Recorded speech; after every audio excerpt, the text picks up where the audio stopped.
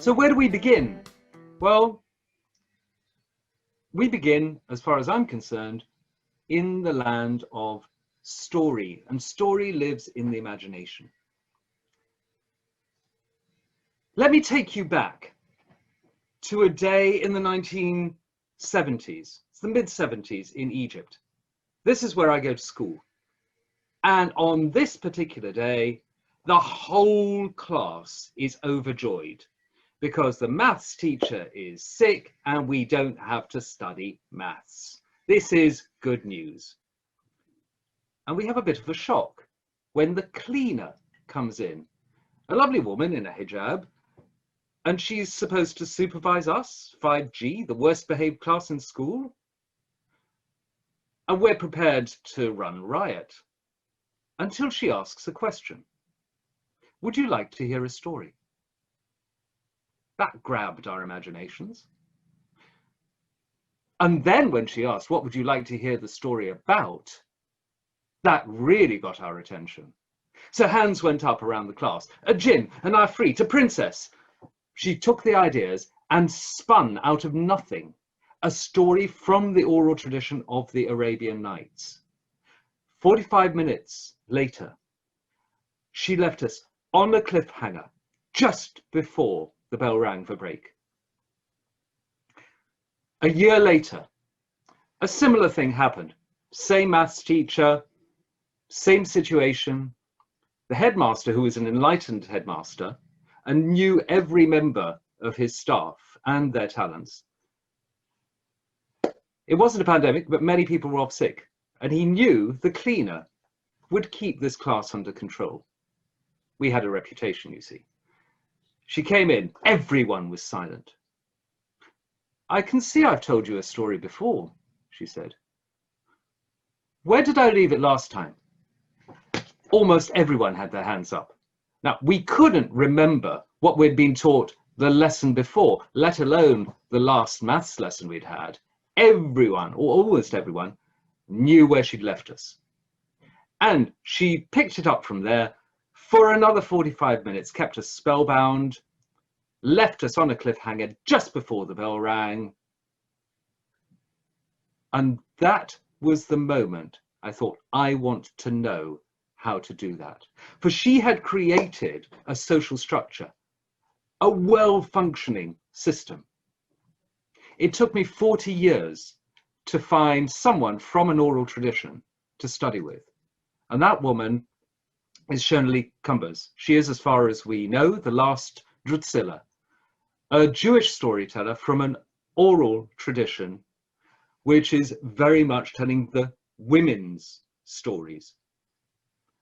And she holds, at a conservative estimate, 4,000 stories in her. Those stories are not just nested, they are interlinked, they're latticed. It's like a living Greek mythological structure.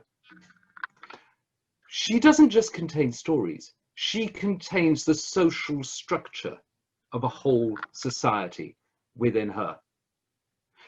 And I bring this up because Luhmann is so into systems and social systems and morality. For in stories, good and bad are, well, they're questionable. Sometimes the devil can be your best friend.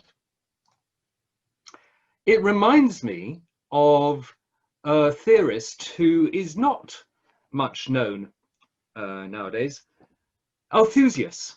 He's considered the first federalist, and he has this notion of the homo symbioticus, a symbiote who shifts roles and allegiances according to where he or she is in society. So it could be a paterfamilias, head of the family, could be a mother who's working, looking after the kids, and then becomes head of a trade union, represents that union at an international level, and then comes home and is in another situation, maybe a subservient figure. I think there's a lot of flexibility in this and nesting. And it reminds me of how stories work as well. Stories were what led me to Spencer Brown's work in the first place. and particularly ancient Egyptian creation myths. One particular one was a story that suggested itself to me. It wanted to be told.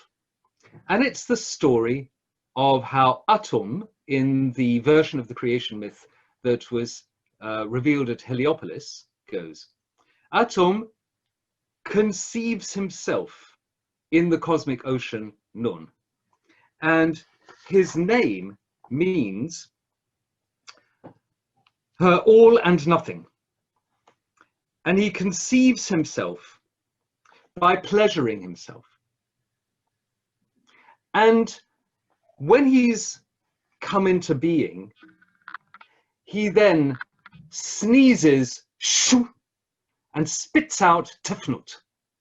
And they become the two gods that form the teeth and lips of Ptah, another primary god in another creation myth, and that gives rise to the outflowing of the Ennead. When I worked on creation myths with a student, a young philosophy student of mine, Jaden Jin, he came up with an absolutely brilliant insight. And it was to do with the fact that sneezing was an involuntary act and spitting was a voluntary act. I'd never noticed this before. And I think it also applies to the first stage, the self-pleasuring. There's partly involuntary urge there and partly voluntary act on that urge. And in the coffin texts, you get things like this. I am one that transforms into two. I am two that transforms into four. I am four that transforms into eight. After this, I am one. But of course, how can the unknown storyteller know itself? How can the universe see itself unless it brings itself into being from itself? How can the tale know itself except through its own telling? How can the tailing know itself except through its own heading? The same story reveals itself in ancient China. And the Tao Te Ching has a very similar creation mathematical flow, which we'll come to in a minute. But it's the third phrase in this quote that appears at the beginning of Spencer Brown's Laws of Form. The nameless is the origin of heaven and earth. And if this looks familiar, well, maybe because it's the same unknown storyteller telling the same story, just a different place and time.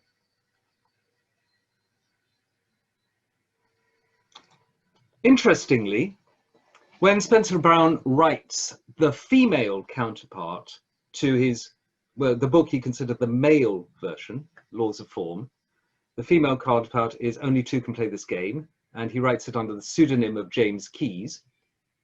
He talks about the word origins of husband and wife. And this dynamic of the static dynamic, the energy and the receptor, the vehicle through which the energy flows, is absolutely key to the energy behind the creation myths. It's also central to two primal creator gods in China, Fuxi and Nuwa. Brother and sister, husband and wife, they have humanoid upper forms, but their lower halves are serpentine tails that are intertwined. And they say that is the origin of the Taoist yin-yang symbol, where opposites coincide. She carries a compass and he carries a set square. When geometers draw patterns with these tools, they draw a matrix, mater in Latin, from circles. And then they connect the lines that join at the intersections of the circles, wherever they've laid them, to form a pattern, pater. How does that relate to laws of form, systems, and autopoietic systems in particular? And this is where William Blake comes in. He says, I must create a system, or be enslaved by another man's.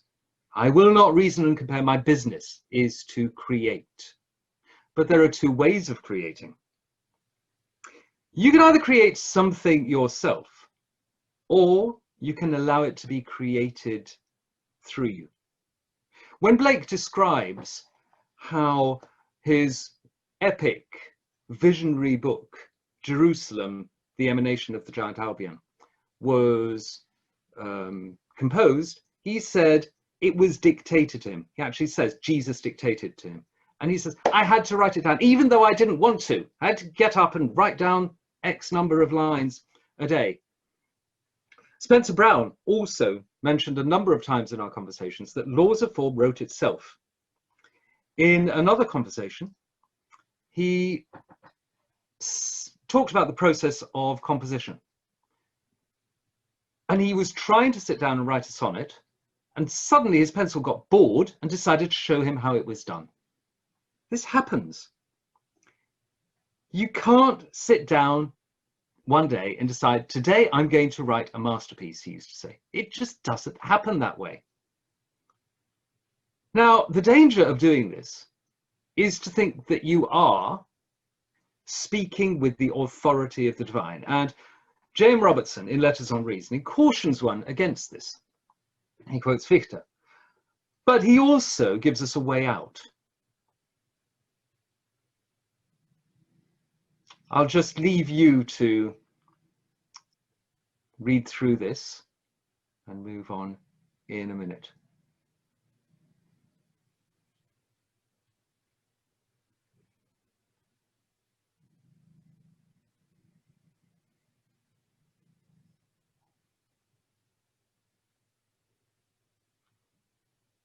So he does talk about spirituality of moral stature here, and that's important. And I owe another insight to my student Jaden Jin on the creation myths, because he observed that neither in the ancient Egyptian creation myth nor in the Chinese creation myth was there any mention of goodness. This is not the same as the Judaic creation myth. For there are several points in the story, as it was handed down in Judaism, where God sees things and sees that they are good. Laws of Form tells a story of how or why the world conceives a desire and discovers an ability to see itself and appears to suffer the process. And that story, Spencer Brown leaves open-ended as a mystery. All we can see is the appearance of this, he says. And here's where I want to go back to rationalist roots and influences on George Spencer Brown.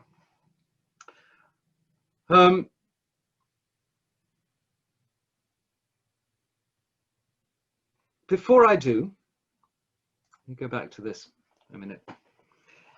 In a paper, no, in one of the prefaces, I think it's the 1979 limited edition to Laws of Form, he has a wonderful essay which is very much inspired by his reading of Konza's translation of Buddhist sutras. He was very struck by this and by Sakyamuni's work, who's Tathagata reincarnation of the Buddha. And he talks of three triplicities. Doesn't talk of one thing or a duality, but a triplicity. And he describes the triplicity in two ways. Firstly, as reality, appearance, and awareness. reality, appearance, awareness, and secondly, as possibility, imaginability, and actuality. Possibility, imaginability, and actuality. Now, my interest in Spencer Brown's work lies in applying his work to narrative analysis. I've done a lot of work on this and have found at least 18 structures, possibly 19, excluding comedy and tragedy, which are structure neutral. But there's one dynamic story structure that fits this triplicity. And the easiest way to explain it is through the saying that is purported to have been said by Julius Caesar: I came, I saw, I conquered. Veni, vidi, vici. It has this feeling of three stages. The first being associated with doubt, rumor, uncertainty. The second stage, I saw, is verification or denial. And then the third stage is affirmation or negation. I conquered. And these three stages are very much part of a creative or a process of appearance.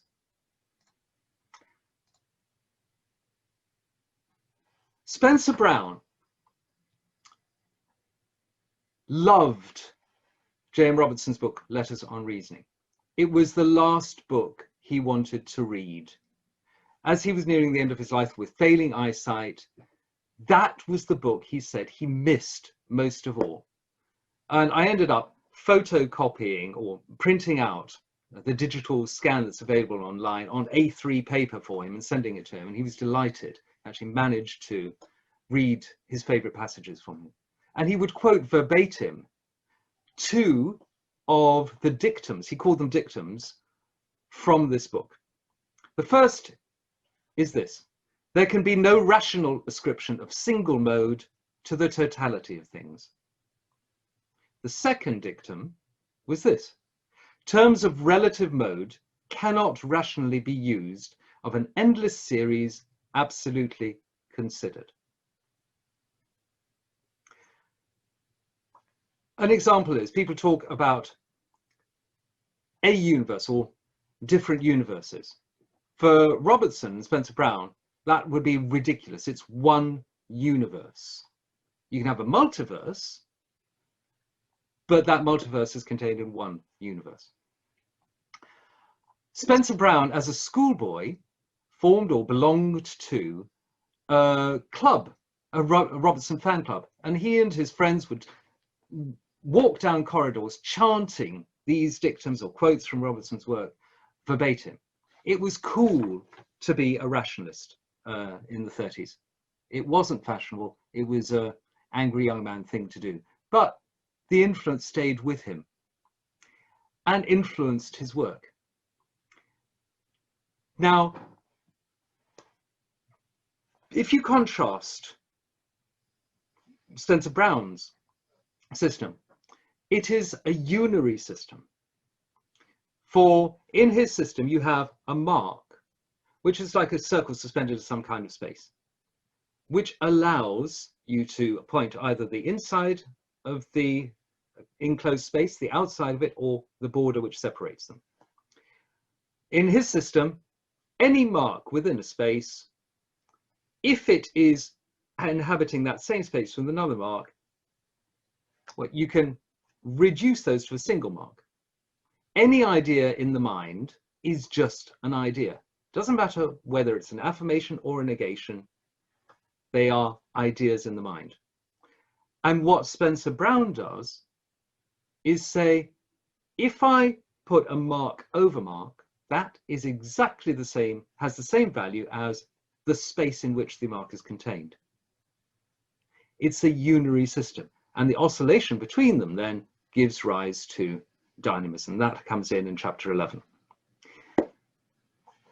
Boole, who came up with a very popular algebraic logic, uses another triplicity, but it's formed of two acknowledged values, 1 and 0, and an unacknowledged empty space in which they reside.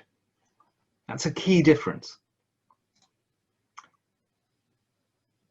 In Laws of Form, Spencer Brown says, to experience the world clearly, we must abandon existence to truth, truth to indication, indication to form, and form to void.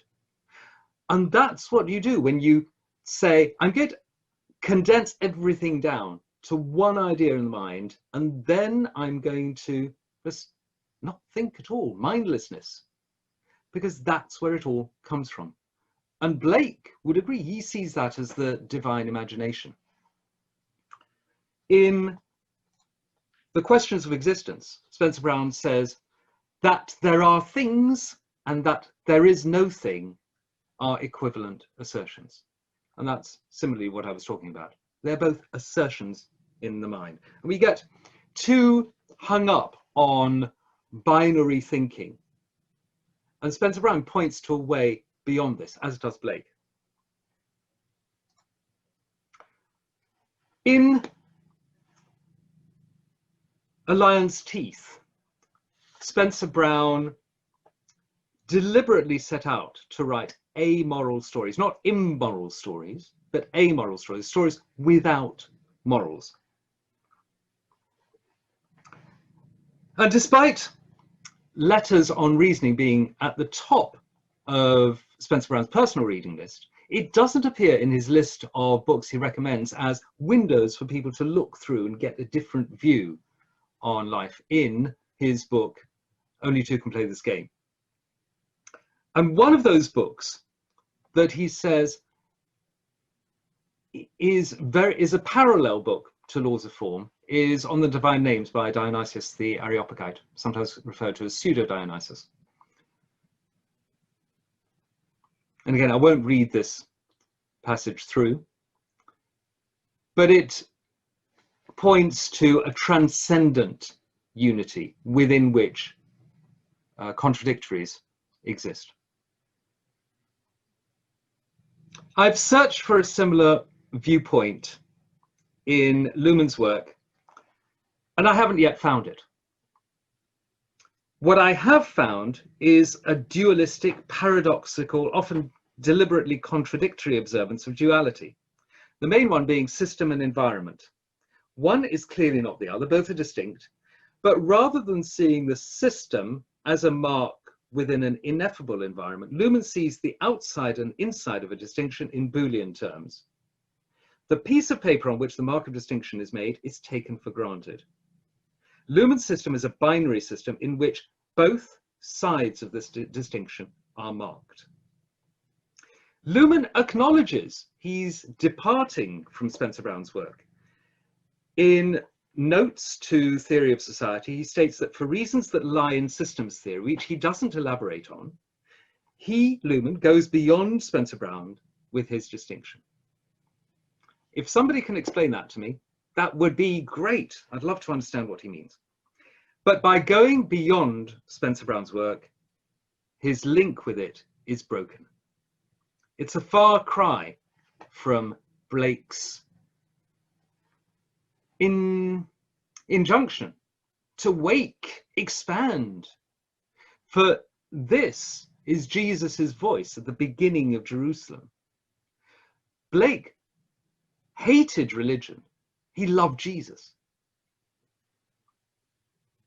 And fibers of love are worth expanding, I think. One can sense the influence of Spencer Brown in Luhmann's work.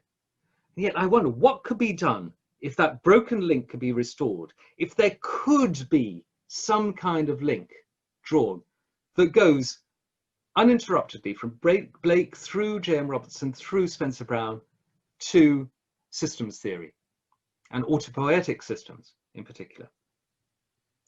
In an unpublished, or I don't know whether it was published, it was an interview that a German guy, Gunther Emblin, interviewed Spencer Brown on. It's called On Clarity. Spencer Brown says, we create whatever world we choose by imagining one state is more valuable than another. When we've done it, we see that we have created it with a problem. The problem is, if we find we don't like it, we seem to have forgotten how to undo it. The problem is especially intractable in a species whose beliefs in the value of its concepts are bonded, that is, whose members are forbidden to think independently.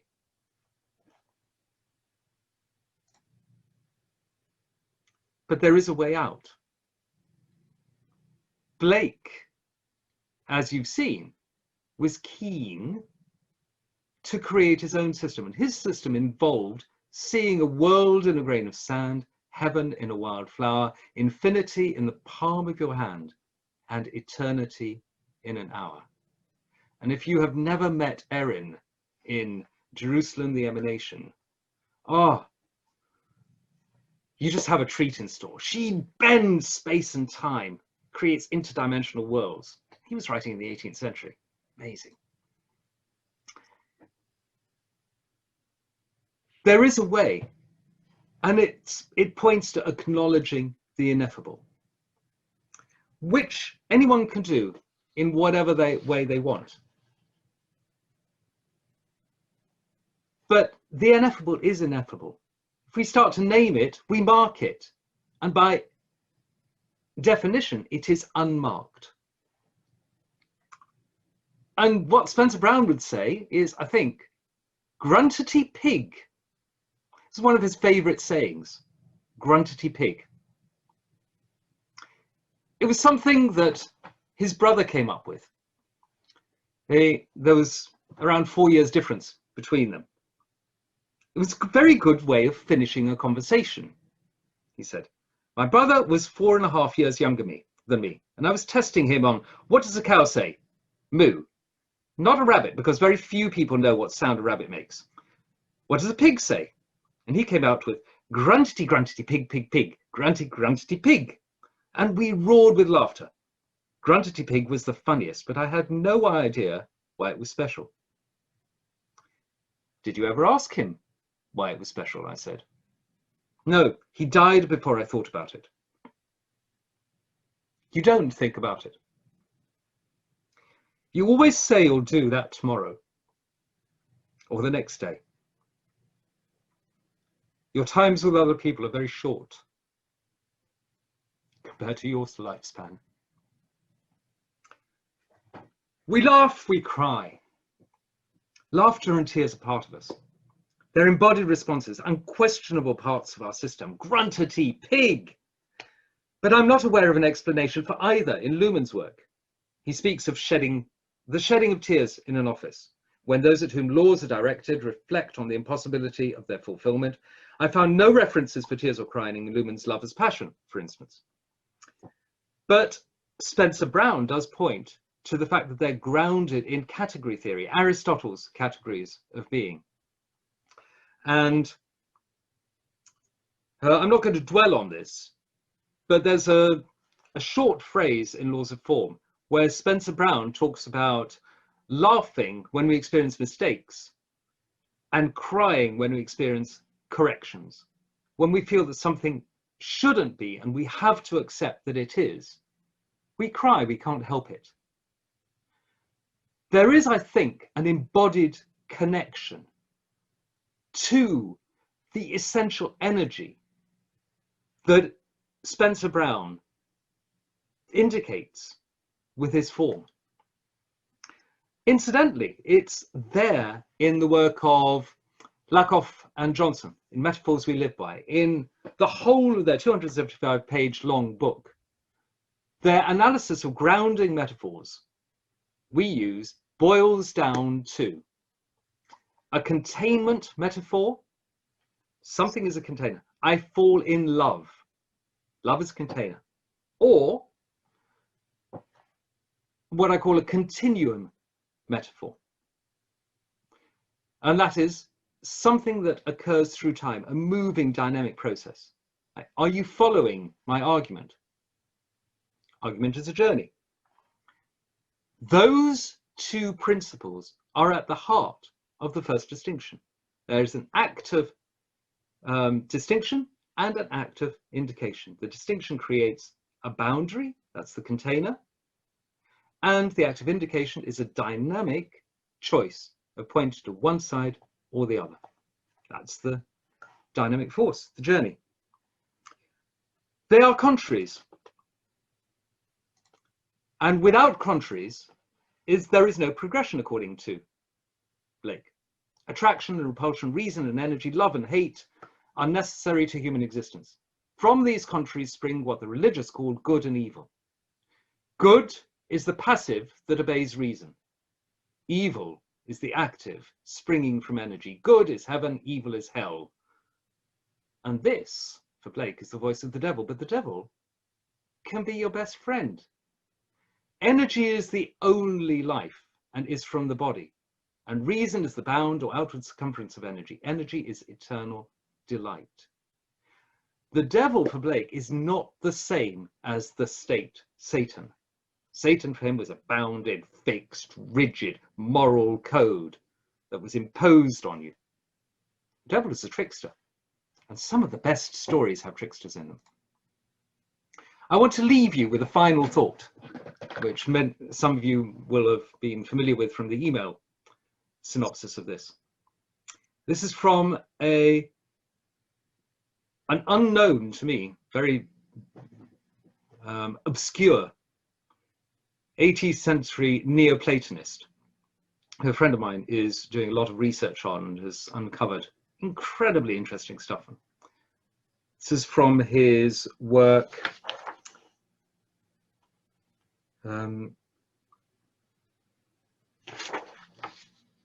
Onomasticon Theologicum, 1784.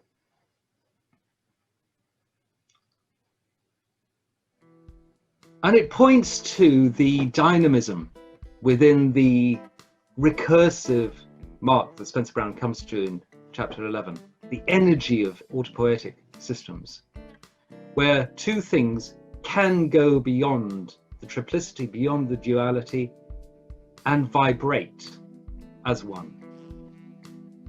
And that's where I'll leave it. Thank you very much.